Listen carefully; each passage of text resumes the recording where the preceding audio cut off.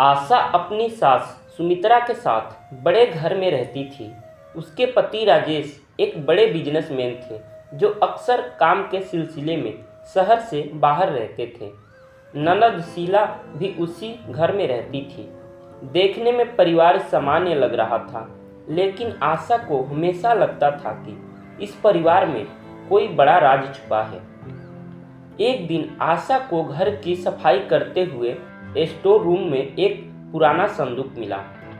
संदूक पर धूल की परतें जमी हुई थी, लेकिन उसमें एक पुरानी डायरी और एक चाबी रखी थी। आशा ने डायरी खोली, लेकिन सुमित्रा ने उसे देख लिया और तुरंत डायरी उसके हाथ से छीन ली। सुमित्रा के चेहरे पे डर साफ झलक रहा था। नीला अक्सर रात को देर तक जगती रहती थी और सुबह गुमसुम रहती थी। एक दिन आशा ने नीला को रात में घर के पिछवाड़े जाते हुए देखा। उसने चुपचाप उसकी पीछा किया। नीला किसी से फोन पर बात कर रही थी। अगर सच्चाई सामने आई तो पूरा परिवार बर्बाद हो जाएगा। आशा को नीला की यह बात सुनकर झटका लगा। वह सोचने लगी कि आखिर ऐसा कौन सा सच है जिसे ये लोग छुपा रहे हैं। राजेश जब भी घर आता वह सुमित्रा और नीला से घंटों बात करता, लेकिन आशा को हमेशा बाहर भेज देता।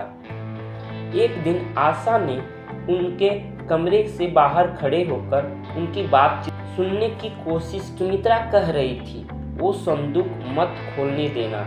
अगर आशा को कुछ भी पता चला तो हम सब मुसीबत में पड़ जाएंगे। आशा को याद आया कि संदूक की चाबी उसके पास थी।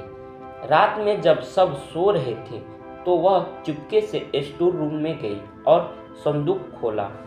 अंदर एक पुरानी तस्वीर थी जिसमें सुमित्रा, नीला और एक अनजान आदमी खड़े थे।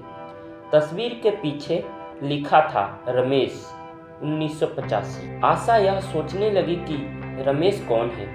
उसने राजेश से इसके बारे में पूछा, लेकिन उसने कोई जवाब नहीं दिया।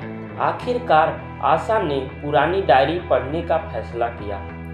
डायरी में लिखा था कि रमेश सुमित्रा का पहला पति था, जिसकी मौत संदिग्ध परिस्थितियों में हुई थी, और नीला सुमित्रा और रमेश की बेटी थी। यह सच राजेश को भी नहीं बताया गया था।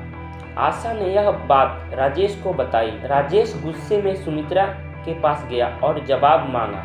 सुमित्रा ने रोते हुए कबूल किया कि रमेश की मौत एक हादसा नहीं बल्कि किसी ने उसे मार दिया था।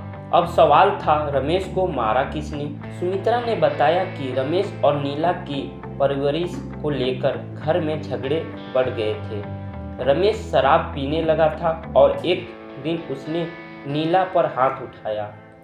उसी दिन सुमित्रा ने गुस्से में रमेश को धक्का दे दिया, जिससे वह सीढ़ियों से गिर कर मर गया।